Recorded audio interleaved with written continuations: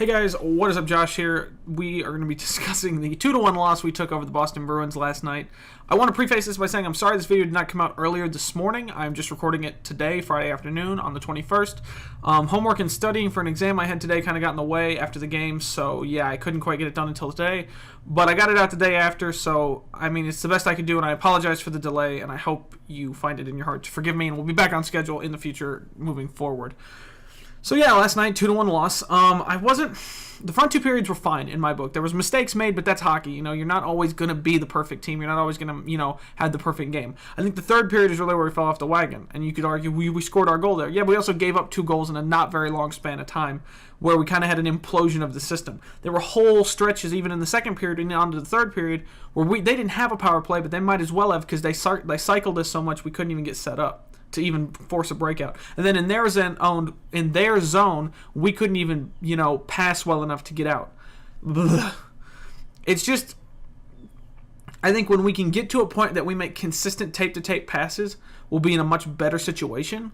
But until that moment comes, when the team meshes well enough to make consistent tape-to-tape passes on the transfer, I think we're going to see moments like that where we get odd man rushes or we get breakaways, and we end up with taking penalty shots or we end up taking, hooking calls and stuff. So I think we just have to accept the bad right now, in a way, and as we move forward, there'll be better opportunities in the future. Again, we're only 4 games in, it's not the end of the season. It's, just, we obviously want to see our team do well as soon as possible, but I think there's growing pains that have to occur because obviously Taylor Hall has only just now started playing for the Devils. Johanna Vitu has just only started playing for the Devils because practice, I don't care what anyone says, practice is not like a game. It never will be. So games are really where you learn, and then you use practice to kind of advance what you learn a little bit, but you still don't learn anything until you're on the ice for the next game. So hopefully, we start to see that turnaround begin to occur.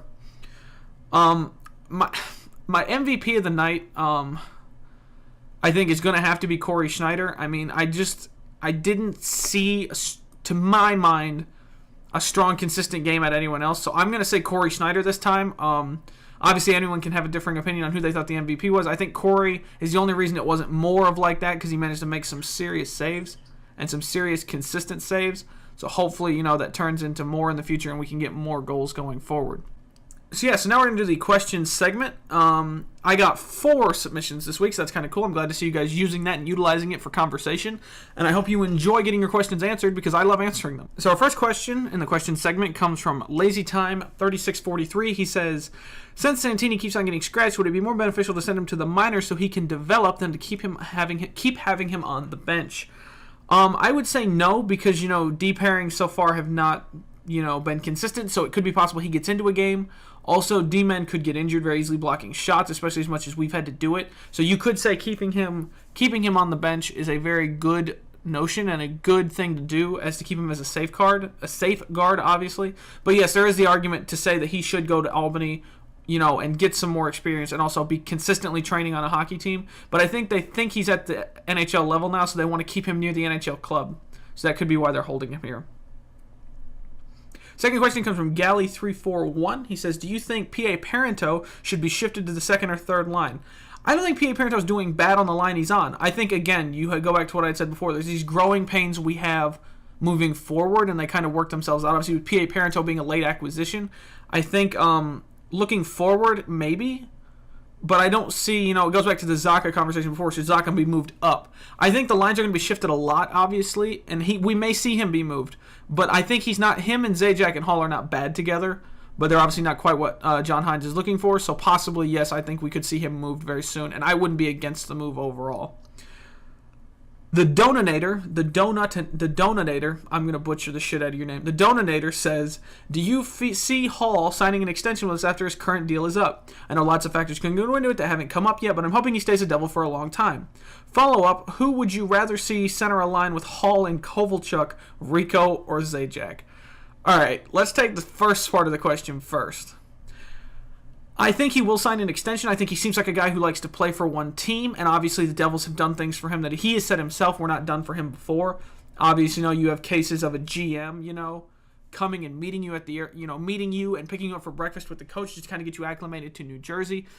I think as well, he seems to enjoy the atmosphere here. And obviously, once again, like you said, there's a lot of factors that are going to go into it. I think if we can start to produce consistently, he'll have no reason to leave and get, close to cup contention, obviously, because obviously in Edmonton he didn't have that, but the idea was they were building to the future. I think he wants to be a part of something that wants him, and I think after being cut from Edmonton, he's looking not to be cut again from a different organization.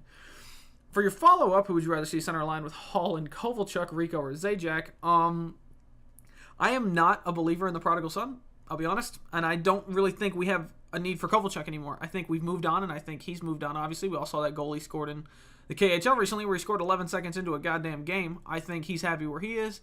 I'm happy where he is, and I'm not looking to get him back anytime soon. Yeah, fuck him. Our fourth and final question comes from Jello Cosby. He says, Elias was left out of opening night introductions. Is he in limbo with the team or just a straight-up free agent? Also, does Marcellus Wallace look like a bitch?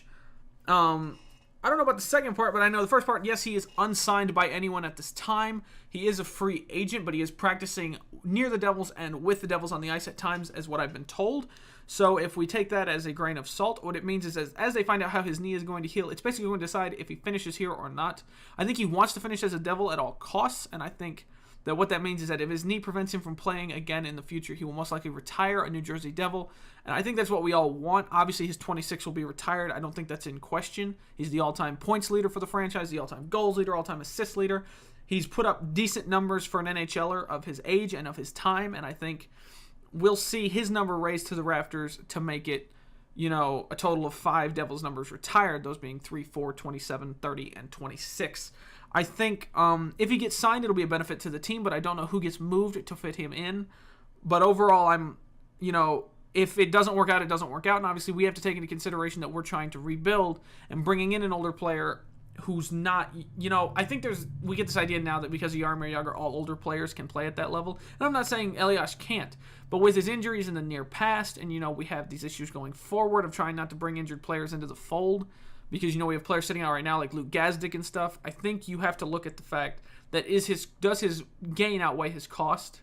And I think that's a realistic thing you have to assess, as well as the fact that can he keep up with a younger Devils team that's now going faster than it's gone in a long time. So I think he is kind of in limbo with the team, but it has to center around his knee and his recovery. And I hope to see him on the ice again as a Devil, but if he does retire, I just hope, he does it as a Devil, so that we don't, so we can have him as, a member of our family from start to finish of his career. So that's going to do it for the video today. It's not quite as long as the last one because, again, like I said, I couldn't record it right after the game, so I didn't get as many of the fresh emotions, and obviously I had some stuff on today, so I was a little bit worn out. I hope you enjoyed the video, and we'll get back on schedule as of Sunday morning. I should have the episode for the Minnesota Wilds game tomorrow night. Hopefully we play a good game there. I just watched them play... I think I watched them play Toronto last night, and they coughed up that lead again. Toronto just vomiting goals for the other team, letting them have all of them. So hopefully, we play a good game against Minnesota. They're not a bad team, and hopefully we can put up a good game at home. Hope you guys enjoyed the video. And as always, like, comment, and subscribe what you want to see next. And as always, be you, be awesome. Thank you. Bye-bye.